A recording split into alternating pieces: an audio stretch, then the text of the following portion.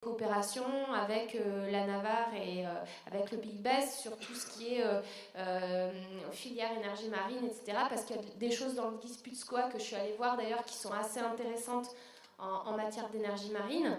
Donc voilà, aujourd'hui ça reste sur quelques filières. Après, je pense que là, nos régions, on est aussi un peu plongé plus dans le court terme, et déjà le fait d'aller sur une fusion voilà, qu'on a appris assez récemment et qu'on va devoir entamer avec Poitou-Charentes et Limousin, donc changer de périmètre aussi. Comme vous, intercommunalité, vous allez passer à des échelles un peu supérieures, et nos régions aussi. Donc je dirais oui, à la fois il faut aller chercher, je pense, des expertises européennes s'allier à ce réseau européen. Je suis profondément européenne en plus, donc je pense qu'il y a beaucoup d'avantages et de plus-values qui peuvent être faites à ce niveau-là. Et peut-être aller plus loin. Aujourd'hui, je vous dis, il y a des coopérations sur certaines filières, et je pense qu'entre régions, il faut peut-être développer, oui, cet axe-là. Bon, on y reviendra peut-être. Est-ce que, tiens, je me tourne à nouveau vers Madeleine Charrue, est-ce que vous avez un commentaire à rajouter là, sur cet aspect-là Vous voulez rebondir sur ce qui vient d'être dit? Après tout, on cite beaucoup Leclerc. Beaucoup Leclerc. Moi, je partage tout à fait ce qu'a dit Peggy. Hein. On se nourrit de ce qu'on... Bon, c'est un truisme, mais on n'est pas très en avance en France sur toutes ces questions-là. Donc, effectivement, on se nourrit beaucoup de ce qui se passe chez nos voisins européens. Alors, c'est vrai qu'on cite beaucoup l'Allemagne, l'Autriche, nos voisins plutôt d'Europe du Nord. On manque peut-être un peu de regarder vers nos voisins du Sud. Hein. Je crois qu'il se passe des choses intéressantes en Espagne aussi. Et en tout cas, il faut renforcer ces échanges et les développer. Très bien, dites pas aux Navarrais qu'ils sont en Espagne, si vous allez là-bas. Ceci dit, il est peut-être temps de passer le micro à l'assistance qui voudrait peut-être commenter ce que vous avez entendu, réagir sur cette question de l'organisation territoriale idéale, mais enfin on a compris qu'elle sera peut-être de périmètre variable. Est-ce que quelqu'un souhaite prendre la parole pour rebondir sur les interventions de la table ronde? Oui.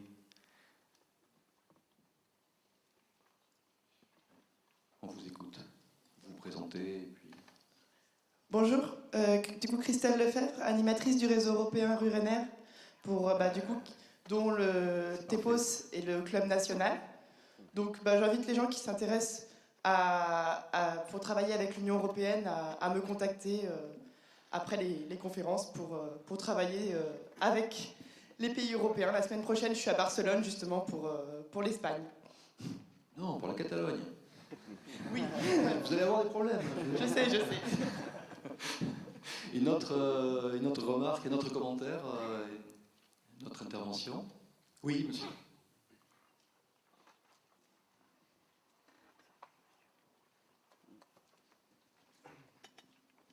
Merci. En termes d'ingénierie, il me semble ne pas avoir entendu parler des pays dans vos interventions. Alors, je voulais savoir si c'était par choix ou pas. Vous l'avez évoqué, M. Rovaillot, au détour de votre intervention. Peut-être vous voulez rajouter un mot dessus? Quand j'évoquais, je dirais, d'avoir des intercommunalités de projets, effectivement, certaines d'entre elles sont fondées sur une dynamique de pays qui préexiste depuis un certain nombre d'années.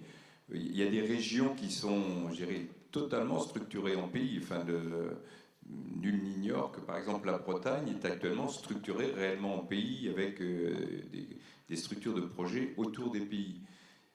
Bon, la loi, on sait que le pays disparaît dans cette loi. Pour autant, vous évoquiez le SCOT et toute cette dynamique qui tourne autour des SCOT. Pour nous, c'est aussi un élément de référence fort pour consolider une dynamique de pays qui a pu déjà être engagée et qui peut se repositionner effectivement dans une réflexion territoriale autour du SCOT.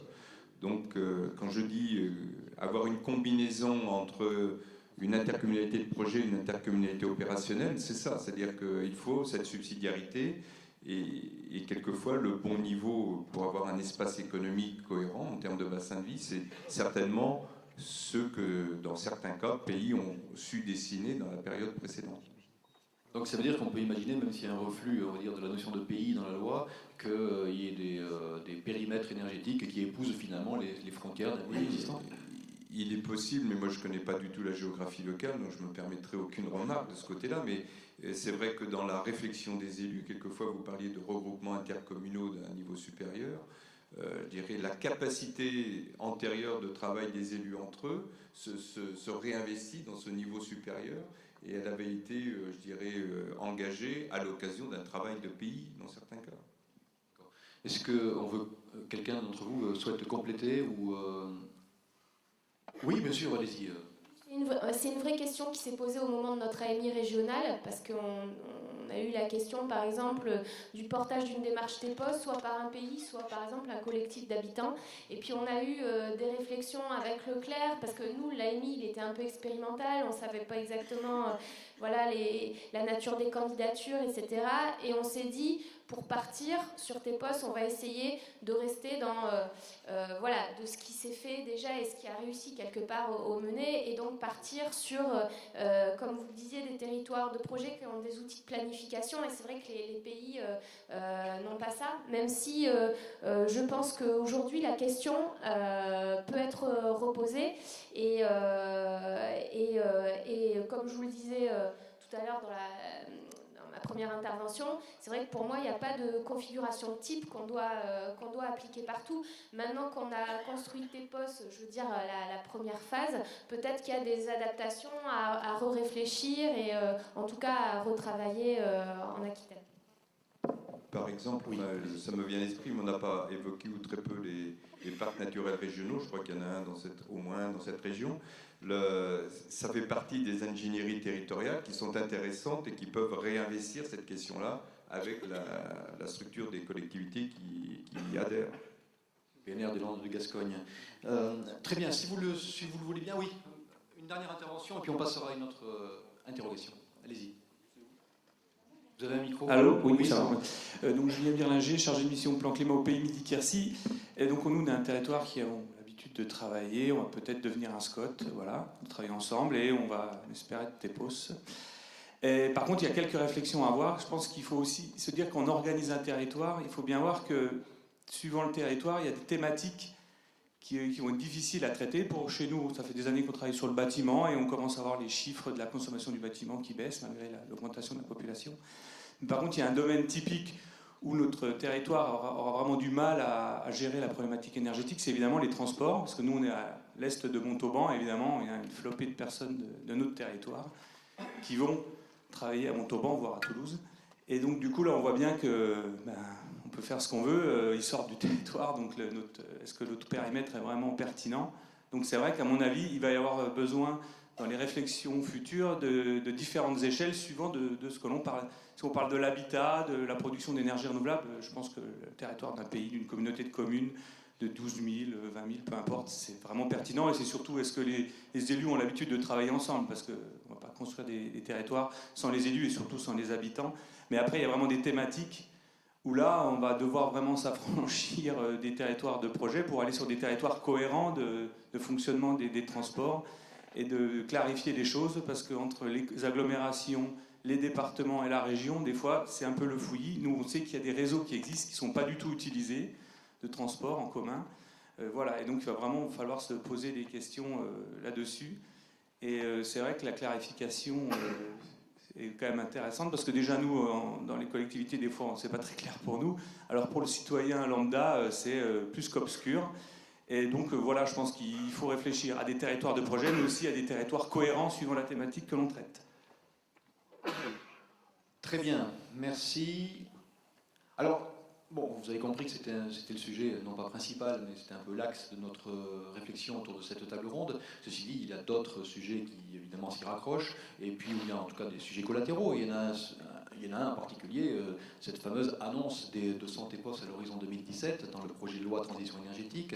Alors, en fait, est-ce que c'est un effet de com' de Madame la Ministre, ou est-ce que vous pensez qu'on pourra assister à cette montée en puissance des TEPOS sans dégrader la qualité de ce qui se fait?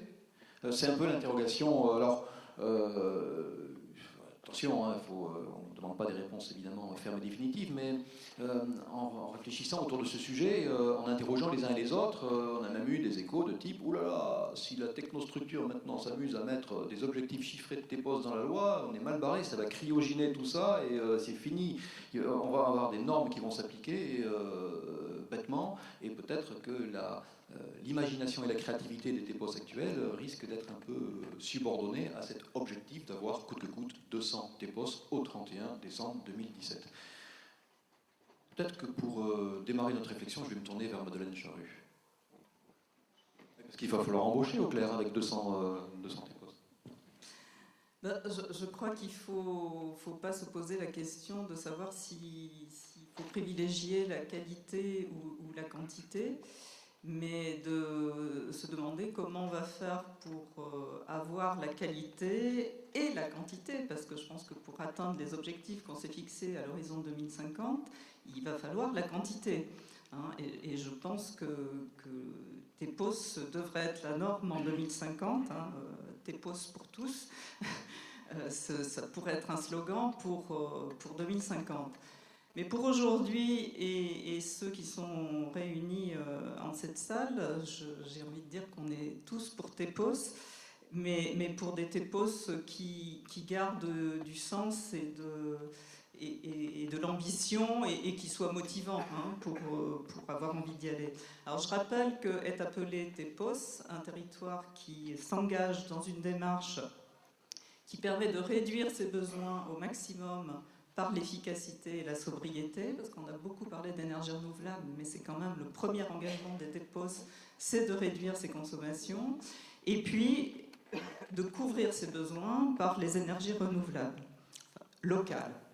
Alors ça, c'est une charte, c'est une marque déposée, c'est aujourd'hui 40 territoires qui sont engagés sur cette base, qui participent d'un réseau dont je n'ai pas besoin de vous faire la publicité. Je trouve que la qualité des rendus des ateliers ce matin donne bien une image de l'intérêt et de l'importance de ce réseau. Un réseau qui est intégré dans une démarche européenne, dans un réseau européen.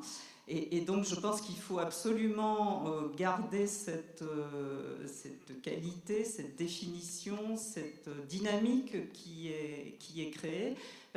Pourquoi ? Parce qu'elle va servir on défriche, on l'a vu avec les territoires.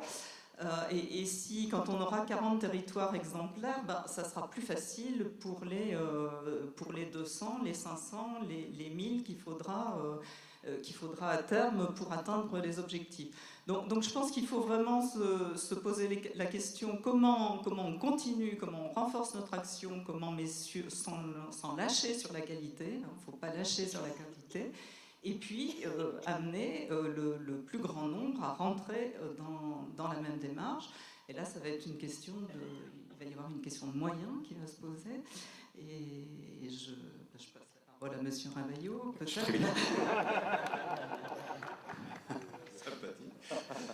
Allez-y, vous avez des choses à dire. Oui, avant de parler des moyens, pour relayer les propos que tu tenais, sur est-ce qu'on sacrifie la qualité à la quantité, je ne suis pas aujourd'hui, il faut que ça soit clair, porte-parole du gouvernement et de la ministre, c'est peut-être M. Caradec, mais pas moi. Nous, en tant qu'agence, et dans le travail que l'on fait en tant qu'opérateur de l'État sur cette question-là, et le relais qu'on a sur la préparation de la loi sur la transition énergétique qui va être débattue effectivement, qui est déjà débattue, les amendements sont nombreux, vous l'avez rappelé, la volonté de la ministre qui est claire, c'est de deux natures, c'est-à-dire c'est véritablement de renouveler et de donner un élan d'action à côté de la loi, c'est-à-dire qu'il ne s'agit pas d'une loi en tant que telle, et c'est bien qu'il y ait une loi, mais que la loi toute seule ne fait pas marcher un pays et ne met pas en mouvement un pays. Donc il y a véritablement une volonté de la ministre très affirmée de dire il faut véritablement passer la vitesse supérieure. Et deuxième chose par rapport à cet aspect-là, c'est véritablement de dire dans ce plan d'action je veux donner des signaux forts au territoire aussi. C'est-à-dire que on parle aujourd'hui de quelque chose qui s'appelle TEPOS. Dans la loi, on parle de 1500 méthaniseurs. On parle aussi d'un autre appel à projet ou appel à manifestation d'intérêt sur zéro déchet, zéro gaspillage. Mais tout ça, c'est à l'adresse de territoires et donc vraiment de dynamique de terrain. Et c'est, je pense, la deuxième conviction de la ministre. Là, je pense ne pas, déformer sa pensée là-dessus, en disant qu'elle croit beaucoup, effectivement, à la capacité du terrain à mettre en place des dynamiques nouvelles. Donc, je pense qu'on est dans le lieu le plus idéal aujourd'hui pour relayer ce type de message. Donc, pour revenir, est-ce qu'il s'agit de sacrifier la qualité en faisant de la quantité? Non. Mais il y a véritablement une nécessité de passer la vitesse supérieure. C'est-à-dire qu'on expérimente depuis 15 ans le lien énergie-territoire. Ça progresse, on le voit d'année en année, notamment avec les TEPOS, mais pas uniquement. Je pense qu'il faut aussi que nous soyons conscients que l'ensemble des territoires qui se mobilisent actuellement sont ceux des plans climat, énergie, territoire. C'est-à-dire qu'aujourd'hui, il y a, si vous visitez le centre de ressources que tient l'ADEME là-dessus, il y a 650 territoires qui sont engagés dans des PCET. Et dans ces 650 territoires, il y en a en dénombrement et en déclaration avec fiche d'action déposée, il y a à peu près 60% de ces territoires qui sont dans des phases de mise en œuvre. Donc on a, je dirais, une culture territoriale qui est en devenir, qui monte en puissance, qui est loin d'être gagnée. Vous le évoquiez tout à l'heure, je ne sais pas s'il y a des opérateurs énergétiques dans la salle, mais c'est vrai que le dialogue avec les opérateurs énergétiques, il n'est pas non plus gagné de façon définitive. Il y a véritablement une compréhension mutuelle à organiser pour pouvoir progresser des deux côtés, et les territoires partent de très loin dans ce domaine-là. Par rapport à l'Allemagne, la semaine prochaine, il y a le colloque Plan Climat Énergie Territoire à Strasbourg qui va réunir tous les plans climat français et avec un échange avec l'Allemagne qui est organisé dans ce cadre-là. Et véritablement, alors on dit qu'on est en retard, moi je serais plus prudent là-dessus. C'est-à-dire que la France, dans sa politique d'approche territoriale énergie-territoire, avec les plans climat, est aujourd'hui aussi fortement maillée, aussi fortement engagée que l'Allemagne, sur des modalités assez différentes. C'est-à-dire nos échanges sont essentiels, parce qu'il y a de très très bons exemples allemands, vous l'évoquiez tout à l'heure. En même temps, le fédéralisme allemand ne travaille pas tout à fait comme le jacobinisme français, on est d'accord, mais pour autant, ces dynamiques de pays à pays méritent d'être comparées parce qu'elles sont véritablement porteuses d'enseignements très riches. Et nous essaierons de le faire évoluer la semaine prochaine. Quant aux moyens par rapport à ce qu'annonce la ministre, moi ce que je peux dire aujourd'hui, et c'est je dirais dans les budgets de l'ADEME tels qu'ils se préparent pour l'année 2015, donc on va dire c'est pas encore voté mais c'est des préparations quand même très avancées, la ministre et notre tutelle nous a demandé de mettre de l'argent effectivement sur les approches territoriales. Nous en mettions déjà, vous connaissez les actions de l'ADEME sur le terrain, mais de renforcer cet élément-là, notamment pour relayer l'appel à manifestation d'intérêt sur les territoires et énergie positive pour la croissance verte. Je dis tous les termes parce qu'il est important de ne pas mélanger TEPOS et territoire énergie positive pour la croissance verte. Bon, voilà. Donc l'ADEME actuellement met une première enveloppe en place, ce qui sera, je l'espère, sur les 3 ans et qui est en négociation très prochainement, même actuellement, avec les conseils régionaux pour effectivement voir comment dans les CPER ou en marge des CPER, mais dans le travail de combinaison qu'on peut avoir, comment on pourra effectivement faire progresser cette dynamique territoriale autour des territoires à énergie positive pour la croissance verte.